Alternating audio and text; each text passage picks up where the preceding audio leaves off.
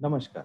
जैसा कि आपको पता ही है, सुप्रीम कोर्ट ने 23 जुलाई 2019 को फैसला दिया था, जिसमें उन्होंने आम्रपाली के होम बायर्स को डायरेक्शन दिया था कि वो 3 महीने के अंदर अपनी बकाया रकम यूको बैंक में जो अकाउंट खुला है, उसमें जमा करेंगे। लेकिन क्योंकि बैंक्स का, लोन का और सबवेंशन प्लान का क्लैरिटी नहीं थी, इसलिए काफ़ी डिस्कशन, काफ़ी रिप्रेजेंटेशंस और काफ़ी बहस के बाद अब सुप्रीम कोर्ट के कोर्ट रिसीवर ने आम्रपाली प्रोजेक्ट के होम बायर्स के लिए 27 जुलाई 2020 को अपने ब्लॉग पे एक पेमेंट प्लान दिया है। इस पेमेंट प्लान के हिसाब से 31 अगस्त 2020 को पहली इंस्टॉलमेंट देनी है, भले आप ग्रुप 1, ग्रुप 2 या ग्रुप 3 में हो। और हर ग्रुप के लिए, जैसा हमने अपने पहले डिस्कस किया है वीडियो में, कि हर ग्रुप के लिए अलग इंस्टॉलमेंट प्लान और पेमेंट प्लान दिया गया है। तो अगर आपको पेमेंट प्लान 31 अगस्त तक देना है तो आपको ये भी जानना होगा कि ये पेमेंट करनी कैसे है। आप में से बहुत सारे लोगों को ये पता है कि यूको बैंक की वेबसाइट पे एक पोर्टल बना है जिसके थ्रू आप ये पेमेंट कर सकते हैं। तो आज हम यही डिस्कस करेंगे कि वो पोर्टल काम कैसे करता है और स्टेप बाय स्टेप आपको लेके चलेंगे कि ये पोर्टल पे पेमेंट करनी कैसे है। तो सबसे पहले हम आपको बताएंगे कि उस पोर्टल पे पेमेंट करने के लिए आपको यूको बैंक की वेबसाइट खोलनी है। यूको बैंक की वेबसाइट अगर आपको पता है तो आप खोल लें अपने कंप्यूटर पे या मोबाइल पे। अगर नहीं पता है तो आप गूगल पे जाएं और गूगल पे जाके यूको बैंक क्लिक करें।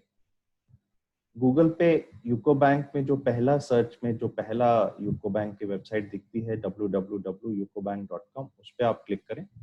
वो वेबसाइट कुछ इस तरह की दिखती है। जब आप उस वेबसाइट पे नीचे जाएंगे तो आपको सुप्रीम कोर्ट आम्रपाली प्रोजेक्ट यहाँ पे दिखाई देगा। जब आप उस पर क्लिक करेंगे तो कुछ इस तरह का पेज खुलेगा। इस पेज को दो हिस्सों में बांटा गया है, for customers and for banks oblique investors. क्योंकि होम बायर्स आम्रपाली ग्रुप के कस्टमर्स थे, इसलिए आपको फॉर कस्टमर्स पे क्लिक करना है। जब आप फॉर कस्टमर्स पे क्लिक करेंगे तो ऐसा एक पेज खुलेगा जिसमें काफी इंफॉर्मेशन फिल करनी है आपको।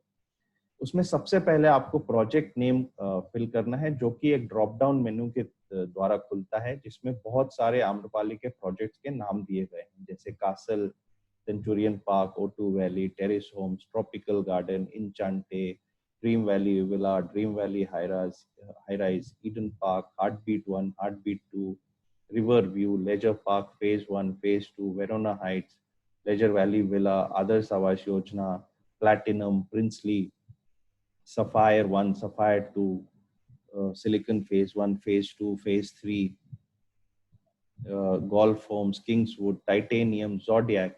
अगर इसमें आपको अपना प्रोजेक्ट दिखाई ना दे तो आप अदर प्रोजेक्ट्स पे क्लिक करें, और अदर प्रोजेक्ट्स पे क्लिक करने के बाद आप यहाँ पे अपने प्रोजेक्ट का नाम भर सकते हैं। अगर आप किसी एक प्रोजेक्ट को चुनते हैं, जैसे अगर हम यहाँ पे गोल्फ होम्स को चुने, तो गोल्फ फॉर्म्स को चुनने के बाद आपको ये भरने की जरूरत नहीं है। आप टावर नंबर पे आ जाएंगे। टावर नंबर पे जब आप क्लिक करेंगे तो फिर एक ड्रॉप डाउन मेन्यू खुलेगा जिसमें सारे टावर नंबर्स दिखेंगे। अगर आपको अपना टावर, जो भी आपका टावर नंबर है, उस पर क्लिक करके आप उसको फिल इन कर सकते हैं। अगर आपको अपना टावर नहीं दिखे तो आप अदर टावर पे क्लिक करें और उसके बाद अपना टावर का डिटेल यहाँ पे भर सकते हैं। इसके बाद आपको जो आपका फ्लैट या यूनिट नंबर है वो भरना है। आपको आपका रजिस्ट्रेशन एप्लीकेशन नंबर भरना है। ये registration application number customer ID होता है, जो आपके पेमेंट या पेमेंट रिसिप्ट या डिमांड लेटर में होता था। यदि आप अपना डिमांड लेटर देखेंगे, जैसा मैं अभी आपको दिखाने की कोशिश करता हूँ, डिमांड लेटर आपका कुछ इस प्रकार का दिखता था। मैंने प्राइवेसी छिपाने के लिए और प्राइवेसी के लिए इसको ब्लैक कर रखा है, बट आपका डिमांड लेटर, जैसे मैंने गोल्फ होम्स का डिमांड लेटर लिया है, कुछ इस तरह का होता था, जिसपे कस्टमर आईडी नंबर और ये कस्टमर आईडी होता था, नाम एटसेट्रा, और डिमांड रेज की जाती थी। तो आपको जो ये कस्टमर आईडी नंबर है वो आपको उस ड्रॉप डाउन मेनू में शेयर करना है। उसके अलावा जब आप इस पे आएंगे तो वो कस्टमर आईडी नंबर भरने के बाद फर्स्ट पार्टी, जो फर्स्ट अलॉटी है, उनका नाम, उनके फादर या हस्बैंड का नाम, ये मैंडेटरी है। इसके साथ ही अगर सेकंड अलॉटी हैं तो उनका नाम, उनके फादर या हस्बैंड का नाम आप चाहें तो भर सकते हैं, चाहें तो छोड़ सकते हैं। इसके बाद जो रिमेनिंग अमाउंट टुवर्ड्स फ्लैट या विला इंक्लूडिंग सर्विस टैक्स आपको भरना है। वैसे सर्विस टैक्स पे अभी क्लैरिटी कोई हम मांगने की कोशिश कर रहे हैं और हम सुप्रीम कोर्ट से और रिसीवर साहब से भी ये रिप्रेजेंट कर रहे हैं कि अभी सर्विस टैक्स में छूट दी जाए, बट एज ऑन डेट कोई इसमें कोई छूट मिली नहीं है। और आपको सर्विस टैक्स के साथ ही पेमेंट करना है। जिस भी रेट पे आप सर्विस टैक्स पहले दे रहे थे उस रेट पे सर्विस टैक्स आपको देना है अभी। वैसे हम अभी भी कोशिश कर रहे हैं क्योंकि अब जीआर सर्विस टैक्स का टाइम खत्म हो गया है, हम जीएसटी रिजीम में हैं, तो हम कोशिश कर रहे हैं कि उस कारण हम एक रिलीफ ले पाए। बट जब तक ये रिलीफ हमको मिलती नहीं है तब तक आपको सर्विस टैक्स के साथ ही पेमेंट करनी है। तो रिमेनिंग अमाउंट टुवर्ड्स फ्लैट या villa including service tax plus amount towards others, अगर कुछ अदर्स है तो आपको स्पेसिफाई करना है। जैसे इसके लिए मैं आपको बता दूं, अगर आप अपना बिल्डर बायर अग्रीमेंट देखेंगे तो बिल्डर बायर अग्रीमेंट के नॉर्मली पेज 3 जो कुछ इस तरह से दिखता है उस पे ये डिटेल्स होंगे। जैसे फिर मैंने प्राइवेसी बचाने के लिए इसको ब्लैक कर रखा है, बट यूनिट नंबर, जो बेसिक सेल प्राइस है वो, और अदर चार्जेस जिसमें IMFS, external electrification charges, fire fighting charges, power backup, club membership, lease rental होता था, वो दोनों को जोड़ के टोटल कॉस्ट लिया जाता था। तो आपको अपने अंदाज से ये पता करना है और अपने अपने हिसाब से ये बताना है कि आपका कितना पेमेंट जा चुका है और कितना पेमेंट बचा है, उसमें कितना payment towards basic sale price है और कितना पेमेंट टुवर्ड्स अदर चार्जेस है, और उन डिटेल को आपको इस पोर्टल में भरना है। अगर आपको कंफ्यूजन है तो आप सिर्फ रिमेनिंग अमाउंट में भर दें, जो भी आपके हिसाब से प्राय बचा हुआ है, और फ्लैट उसमें आप दोनों जोड़ के जो टोटल कॉस्ट है बेसिक सेल प्राइस से ना लेके, बल्कि जो टोटल कॉस्ट है उससे लेके जो भी आपका बैलेंस है वो भर सकते हैं, प्लस जो आपका एप्लीकेबल सर्विस टैक्स है वो जोड़ के दे देंगे। जैसे अब मैं यहाँ पे 25,000 रुपए डालता हूँ तो ये टोटल अमाउंट में 25,000 आ जाता है। जब मैं अदर चार्जेस में 5,000 ऐड करता हूँ तो ये 30,000 हो जाता है। तो आप अपने हिसाब से जो भी आपका अमाउंट फर्स्ट इंस्टॉलमेंट में बनता है वो भर देंगे। उसके बाद अपना मोबाइल नंबर भरेंगे जो मैंडेटरी है।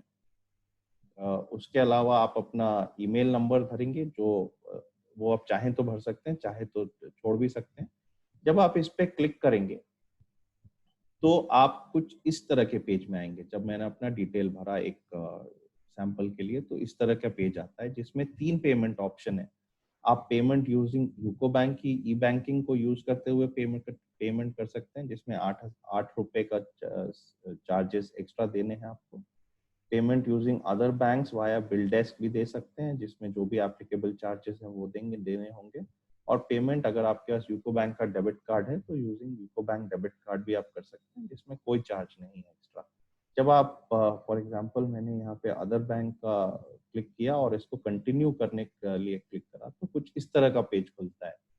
इस पेज में भी 4 ऑप्शन है। आप क्रेडिट कार्ड से पे कर सकते हैं, आप डेबिट कार्ड से पे कर सकते हैं, आप debit card plus ATM pin के द्वारा पे कर सकते हैं, और इंटरनेट बैंकिंग के द्वारा पे कर सकते हैं। जो भी आपने अमाउंट भरा है वो यहाँ पे आ जाएगा। जो मर्चेंट नेम है वो यूको बैंक रिकलेक्शन का नाम आ जाता है। और इसके बाद जब आप अपनी डिटेल्स भर के यहाँ पे मेक पेमेंट करेंगे तो वो पेमेंट आपके अकाउंट के जो आपका फ्लैट है या आपका यूनिट है उसके लिए वो पेमेंट रिसीव हो जाएगी।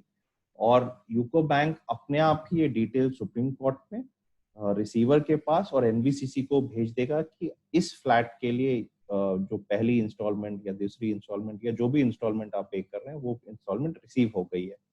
आप उस पेमेंट रिसीट को अपने पास संभाल के रखें, आपको कुछ और करने की जरूरत नहीं है। और जब भी ये वेरिफिकेशन का प्रोसेस शुरू होगा, जब आपका फ्लैट कंप्लीट हो जाएगा और उसकी रजिस्ट्री के लिए वेरिफिकेशन का फ्लैट प्रोसेस शुरू होगा, अगर वो वेरिफिकेशन के समय रिसीवर या एनबीसीसी या जो भी ऑफिसर कोर्ट का या रिप्रेजेंटेटिव सुप्रीम कोर्ट का वेरीफाई कर रहा है, वो आपसे पेमेंट का प्रूफ मांगता है तो वो पेमेंट रिसीट आप उनको दिखा सकते हैं।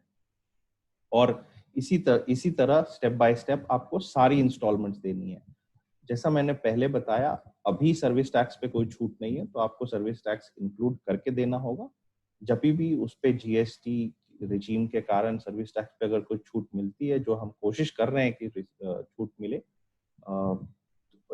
रिसीवर से भी और सुप्रीम कोर्ट से भी हम बार बार प्रयास कर रहे हैं कि इस पे कुछ एक्शन लिया जाए। और एक प्रेयर अभी जनरली रियल एस्टेट सेक्टर के लिए प्राइम मिनिस्टर्स ऑफिस में भी ये प्रेयर ड्यू है।